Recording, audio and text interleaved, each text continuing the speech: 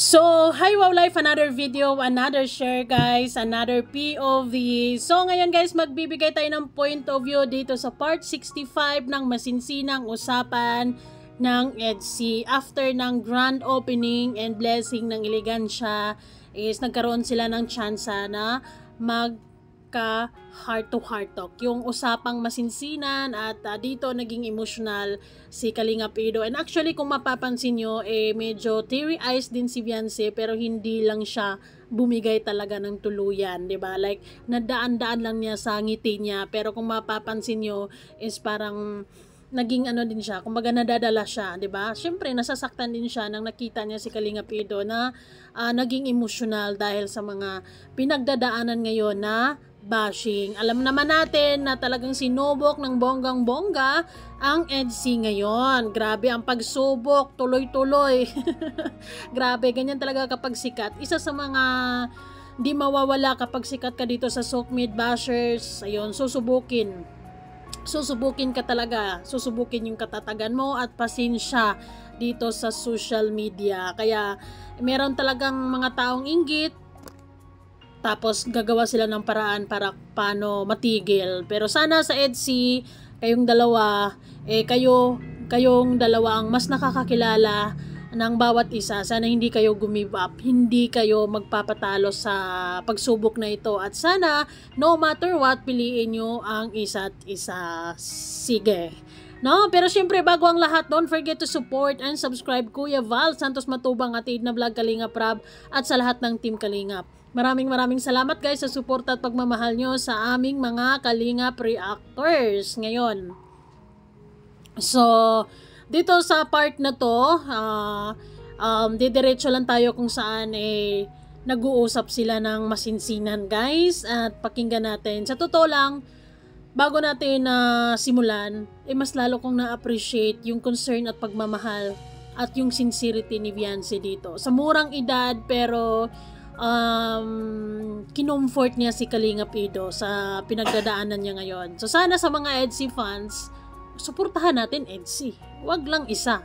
Marami kasing bias Although hindi man yan maiiwasan. Talagang may kanya-kanyang bias. May mga kanya-kanya tayong favorites. Pero sana, dalawa talaga para mas happy.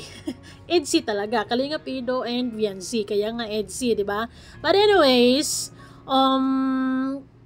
ayun lang naman ay pagpapaalala, and hopefully everyone will consider din na sa ngayon ang mga EDSI fans magkaisa, at syempre ang kailangan ng EDSI ngayon, ang kailangan ng dalawa ngayon is yung tiwala, pagmamahal at suporta, 'di ba? So, wag na nating patagalin pa, ito na 'yon.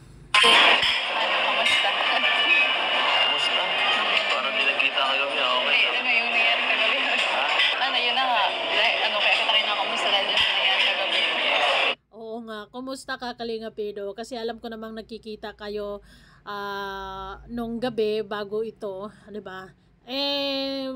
Alam naman namin na sumama talaga yung loob mo doon sa live kasi ang dami talagang mga perfectionist doon.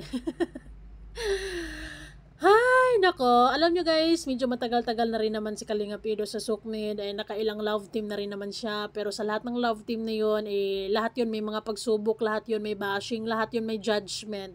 Pero talagang hindi pa rin maiwasan na magiging emotional at mararamdaman or masasaktan ka sa mga sinasabi ng mga bashers.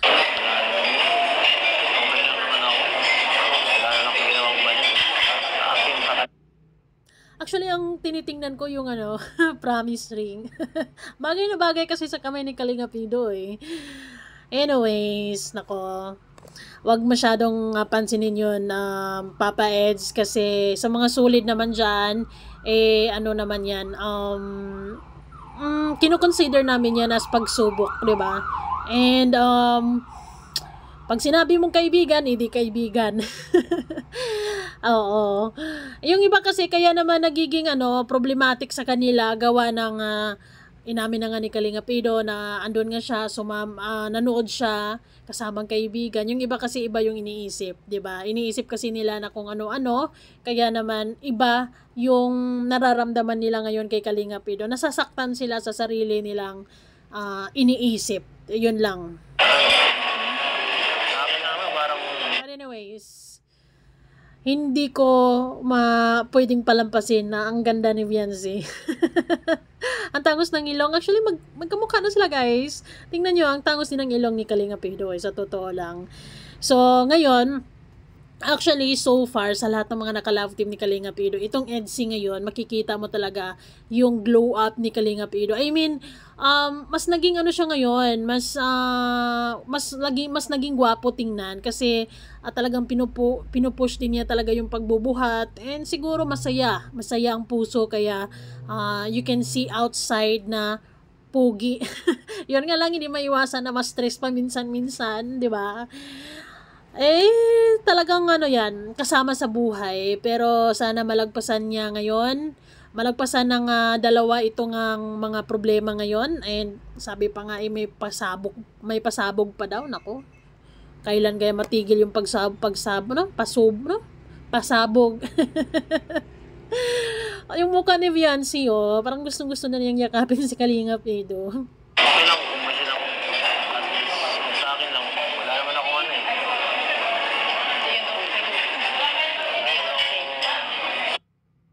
Gano'n lang ako. Lalo na kung ano, wala ka naman ginagawang mali. Lumabas lang ako. Ako kasi, bilang isang supporter, ay hindi na ako naghahanap ng butas. Kung ano sinasabi nila, yun yung papaniwalaan natin, 'di ba? Kasi ang hirap naman na maghalukay ng mali kay Kalinga Pido, 'di ba? Para talaga madiin siya at maging valid lang yung nararamdaman mo. Ultimo nga si Viancy, 'di ba? Siya nga maniniwala ko kay Viancy. Bakit? Kasi si Viancy ang mas nakakakilala kay Kalinga Pido, di ba? Kung si Viancy nga is okay sa kanya, kung si Viancy nga is walang problema sa kanya, so para sa akin wala na ring problema. Pasensya guys, may dumaang train. Kaibigan. Pasensya ka na. Nadadamay ka sa mga ginagawa ko. Ay, Diyos ko Lord. Nako, actually guys, pangatlong beses ko na to pinanood And then, yung first kong pinanood to, nung talagang, hindi ako nakaabot sa premiere ni Kalinga Prab. So, after ng premiere, tsaka ko nila, may upload, may part 65 pala, ganun. And, ayun, naluha din talaga ako nung naluha si Kalinga Pido. Kasi nararamdaman ko yung nararamdaman niya dahil hindi basta-bastang bashing. Kasi kumbaga yung bashing ni Kalinga Pido talagang solid Parang ilang buwan na rin to consistent, no? Sunod-sunod. Nadamay. Nadamay ng Ano? nadadamay. Siyempre, partner kita eh. Lahat ng galaw ko. Konektado yun. Yes, totoo. Lahat ng galaw nila sa isa't isa, konektado kasi yan. Kasi iko-connect ng mga tao yan. Iko-connect ng mga fans nila na paano na si Viancy kung ito yung ginagawa ni Kalinga Pido, kung lumabas siya kasama ang mga kaibigan niya, wala si Viancy. Iniisip nila masama. Pero para sa akin naman, kung sinabing kaibigan, hindi kaibigan, di ba? Kumbaga naman kung tutuusin, wala pa naman kasi silang commitment. So, Kalinga Pido is free to make friends kung sino man ang gugustuhin niyang kaibigan. Kung tutuusin din, yung video na yon is wala pa din si Viancy. So, hanggang ngayon naman, di ba, walang problema kung sinong kakaibiganin nila. Alam naman nila yung limitations nila. Kung kaibigan, kaibigan. Dami ko sa mga Hindi naman ata totoo yung ini-issue nila. Totoo, hindi naman talaga yun totoo. Kumbaga, na-exage lang masyado ng mga fans. Kasi alam niyo naman mga fans, lalo na pag yung mga fanatic na talaga, yung mga panatiko na talaga, iniisip kasi nila, Viancy, na nasasaktan ka. ay syempre nasasaktan si Beyonce sa mga issues nyo. Nasasaktan si Beyonce na nakikita niya si Kalinga Pido na ganito, o nalulungkot na nasasaktan dahil sa mga judgment ng mga tao. Doon nasasaktan si Beyonce. Nasa kanila na yun, kung ano isipin nila. Hindi ko naman maano, hindi ko mag-iwasan. Mga ganyan, kahit dati pa naman. Totoo naman, kahit dati pa naman. Kahit dati pa naman guys, hindi naman nawawala ng bashers talaga tong si Kalinga Pido. Ganyan talaga, Papa Eds kapag sikat. Iba talaga kasi yung magnetic power mo eh. Salamat na lang sa mga nag-support na nagtitiwala. Totoo naman yan. Na maraming salamat sa mga sa mga nagtitiwala at solid yung suporta. Wala lang ako kapakinggan ko. Ano sila, dito lang ako. Kaya ano sila, nandito pa rin ako kahit anong sabihin nila. Kung iniibig, ikaw ang aking mahal, magpakailanman. Ayan, masala nito pa rin ako kahit anong sabihin nila, sana all. Hoy, Beyonce! Hi! Nako, mostly kasi sa love team, guys. Ang lalaki kasi always yung nagko-comfort sa babae. Yes? Pero this time, sa EDC, si Beyonce yung nakikita kong siya yung nagko-comfort. Siya yung kailangang magiging matatag. Siya yung kailangang manindigan.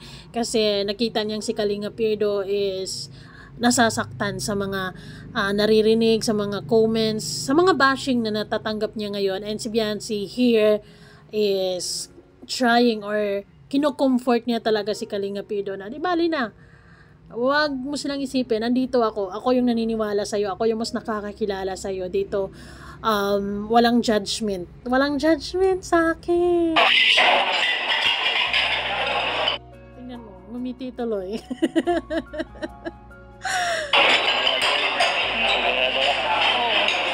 Sigurado ka. Sigurado. Ay! Yung tipong alam mo na punong-puno yung puso mo. I mean, syempre, 'di ba? Hindi naman talaga, feeling ko kasi masyadong mabigat na kay Kalinga Pido ang mga bagay-bagay ngayon sa kanya. And now, napangiti siya kay Beyonce. Hindi siguro niya inisip na yun yung sasabihin ni Beyonce na Beyonce naman. Salamat.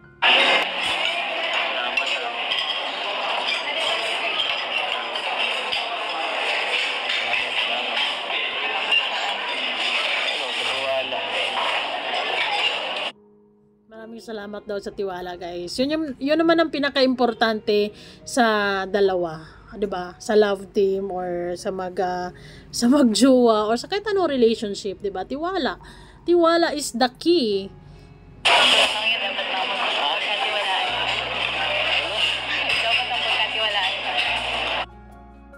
Dapat lang pagkatiwalaan ka. Sana all. Oo naman.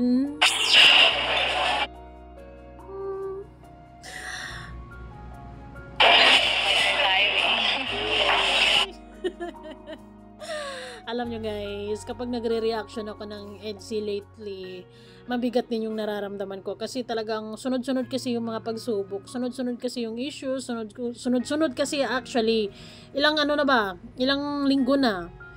Kaya hindi mo masisisi si Kalinga Pido na mararamdaman niya yung bigat-bigat na talaga. And here, Beyonce is trying her best na i-comfort si Kalinga Pido na huwag kang mag-alala, andito ako, nagtitiwala ako sa'yo, dapat kang pagkatiwalaan.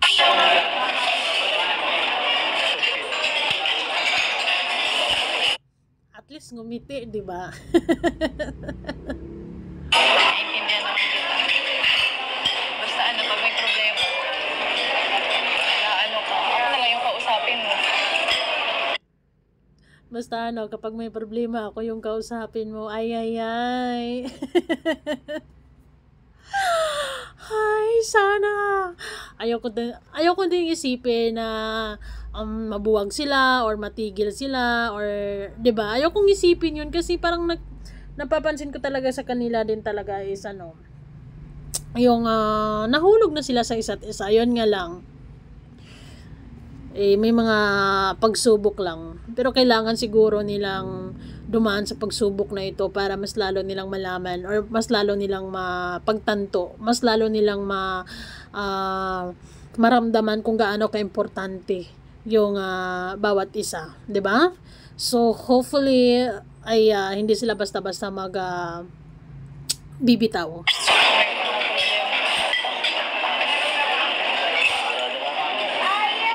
'Di ba? This is unusual kasi mostly lalaki talagang nagko-comfort, guys. Mostly babae talagang problematic or mas madamdamin, 'di ba? Moody tayo or mas lalo tayong. Pero si Fiancé for sure naniniwala naman ako na mabigat din sa loob niya, 'di ba? Pero hinahandle niya ng maayos. Hinahandle niya ng fair na wala siyang judgment kay Kalingap Edo as much as possible. Kino-comfort niya ito na maging strong.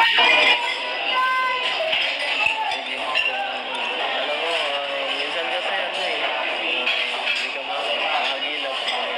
Hirap kasi. Paano kasi Kalingap Edo? Yung mo kasi, yung wifey mo, mabait, responsable, kaya talagang wifey material yan, yung tipong talagang panganay kasi siya so siya talaga yung tumutulong sa bahay, sa mga ganito, sa mga ganyan, after school, di ba? Laging busy, kaya naiintindihan ko naman may mga gawain ka, So, ibig sabihin,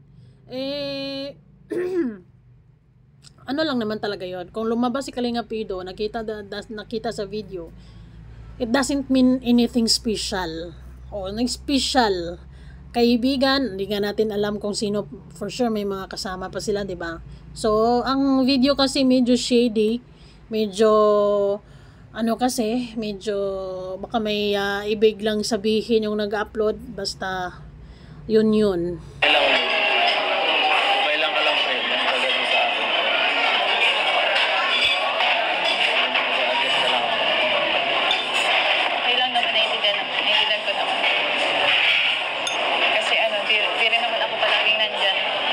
Well, you know what? Love is not all about kilig. Love is not all about happiness. Talagang it's a commitment through thick and thin.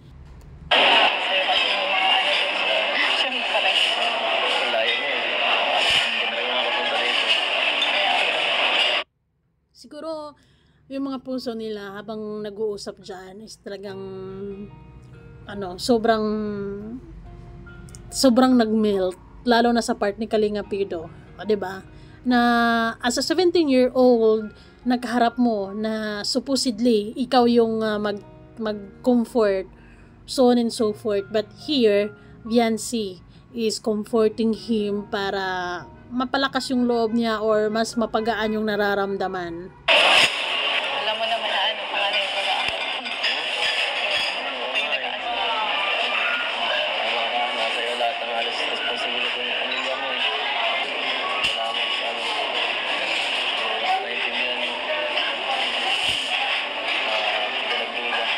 Ganyan talaga Kalingap Edo.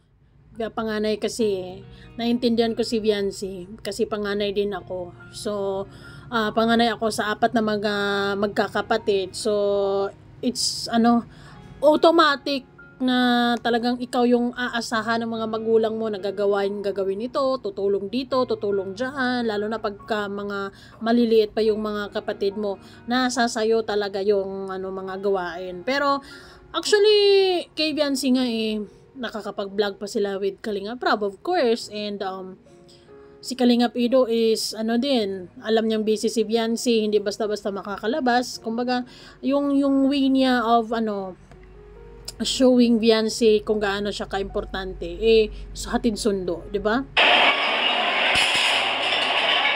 Okay lang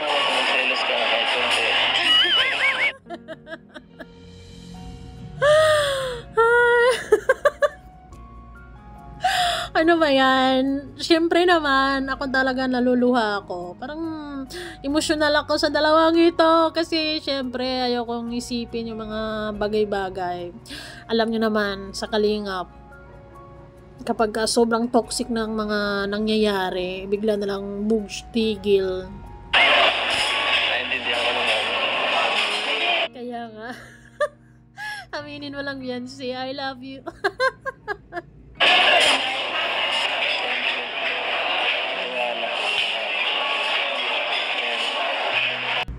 Parang nagpapabebe lang si Kalingap Ido. Hi, nako, love, love, love. Wala.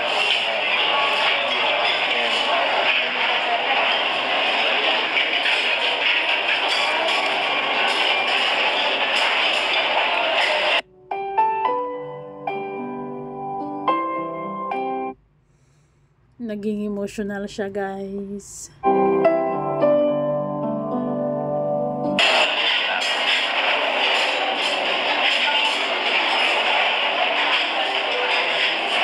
Ganda kasi yun.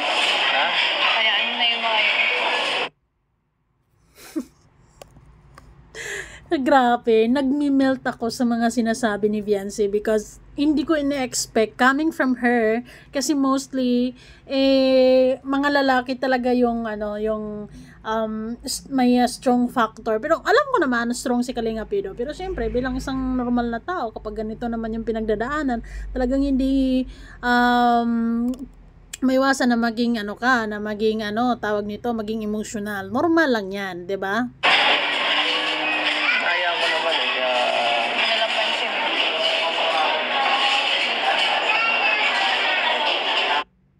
Si Viancy parang naiiyak na. Syempre deep inside nasasaktan din siya.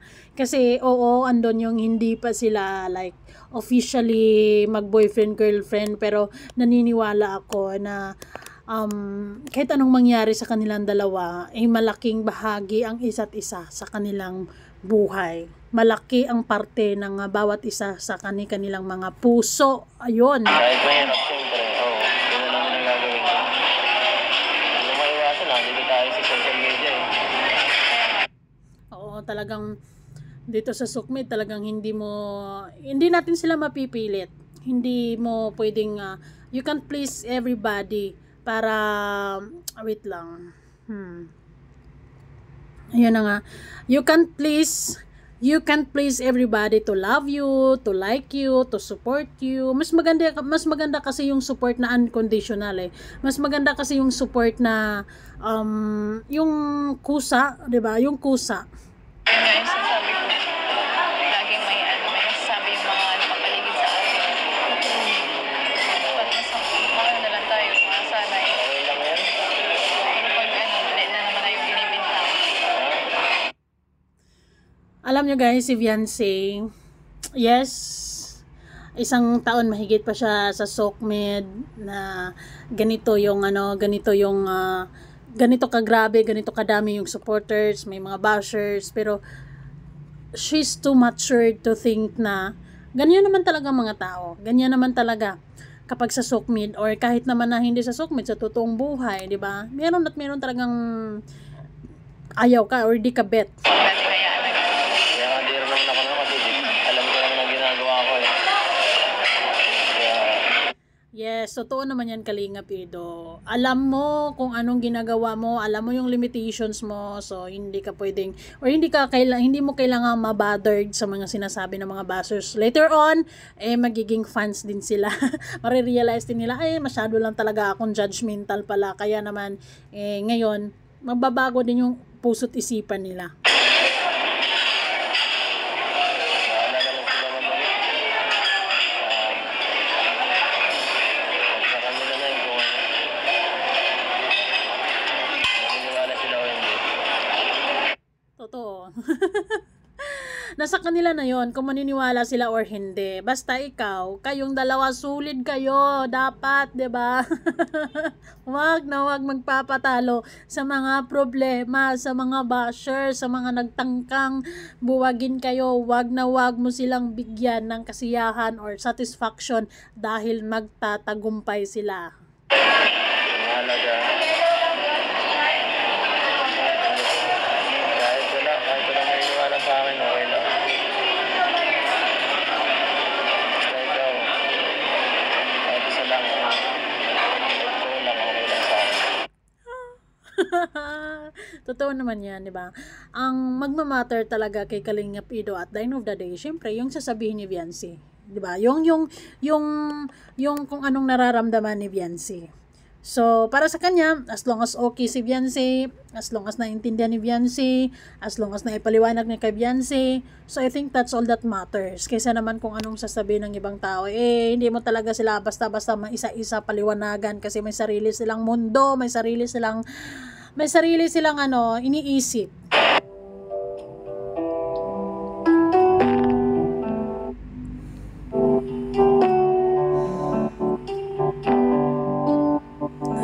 Nako, gusto ko kayong ipagyakap.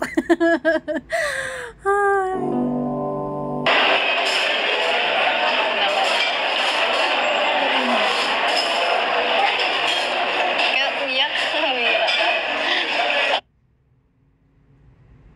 Siyempre, sa ganitong pagkakataon kasi na andun ka sa puntong super emotional mo, sobrang kumbaga punong-puno yung puso mo, alam mo yon, and someone is in front of you na ang daming nanguhusga sa'yo na ganito ganyan, pero merong isang naniniwala, nag-comfort sa'yo, talagang bibigay ka.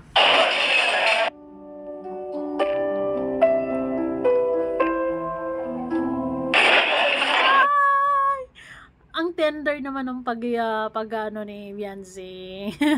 I just hope na yung buo.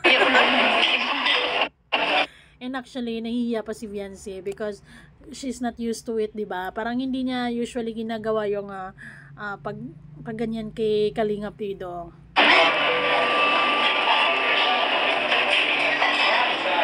Kita nyo naman yung promise ring. Nandyan.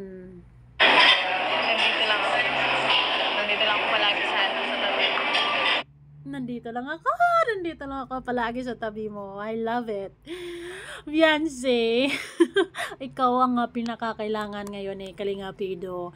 So hopefully, nasa punto kasi siya ngayon na durog or napanghinaan ng loob. Normal lang naman yun sa isang tao, mapalalaki man or babae. And good thing, Viancy here is siya yung naging malakas, 'di ba? Siya yung tumatayong malakas kasi kapag nanghihina naman si Viancy, andyan din si Kalingap Ido, and this time Kalingap Ido needs her so bad, and talagang binigay lang din ni Viancy yung comfort niya, yung pagmamahal niya kay Kalingap Ido. This is it. Ang dami na natin pinagdaanan. Oo. Ayun pa ba sa suka? Yes. Dapat hindi susuko, laban lang. Para sa akin yung antender ng pag ganon-ganon. 'Di ba? Para kasing ibig sabihin na tahan na, okay lang 'yan. Normal lang 'yan. Andito ako, naniniwala ako sa iyo, huwag kang mag-alala, hindi ako magbabago. Sweet. Kaya mo 'yan, Viancy. Mag-birthday ka na pati, hayaan mo na lang yung mga Yes, magbe-birthday ka na kasi Kalingap Ido, kaya happy lang. masyadong isipin. Dapat pag birthday mo, mas pogi ka. Bumira ka. Dapat sa birthday mo mas pogi ka, totoo naman, 'di ba? Totoo naman. Dapat sa birthday mo, Kalingap Ido or Papa Eds, dapat magana yung pakiramdam, maluwag na sa puso, nakakahinga na ng maayos, 'di ba? Yung mga wala na masyadong iniisip, 'di ba? Uy, iyak ka. Well, naintindihan ko siya na magiging teary eyes Kasi sa bashing, judgment, marami pang iba. Medyo mabigat talaga. Wala kayo. Tama na kasi. Tama na kasi, pero naluluwa ka kasi. Ay, hindi kaya din ni Biancy na nakikita si Kalinga Pido na naging emotional sa totoo lang. And sa pagsabi niya, tama na kasi, she's holding back ng luha niya dahil papatak na rin.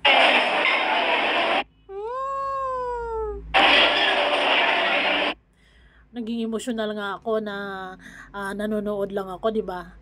How much more yung silang dalawa kasi medyo malalim na rin yung samahan nila, medyo malalim na rin yung pagkakakilala nila sa isa't isa. So, talagang maapektuhan ka. Yan, silaban lang.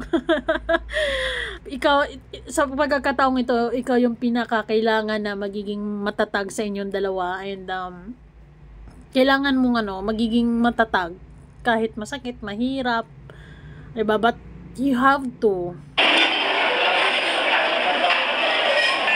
ano man yung mga problema mo, ako yung bibida.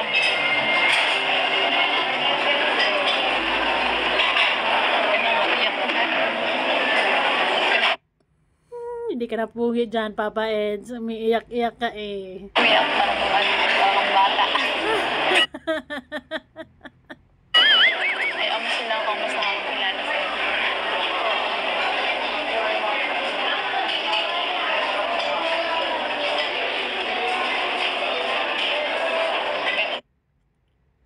Para bang kung walang camera, I can hug you. I can hug you. Dilolo. Dilolo masyado naman yung naiisip. Dahil kung ako si Biancy na, yayakapin ko talaga. Yayakapin ko. Pero syempre, magpipigil. Pigil.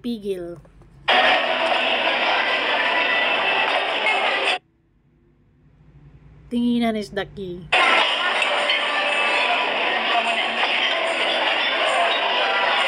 Magano ka muna, higop ka muna, Kalinga Pido. Higop ka muna ng egg soup ba yan? Tapos din yan issue yan. Yes, matatapos din yan. There's always a rainbow after the rain, ika nga. Wala na lang.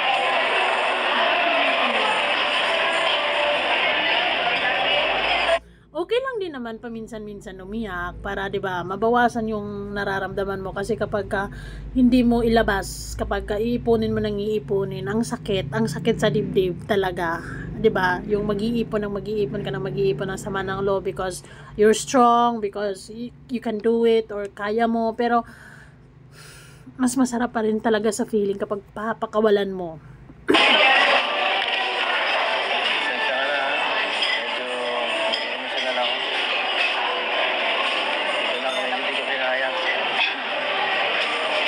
Okay lang yun, Kalinga Papa Eds, kasi hindi ka talaga yung lang, patulo lang ng luha ng very very light, pero hindi talaga yung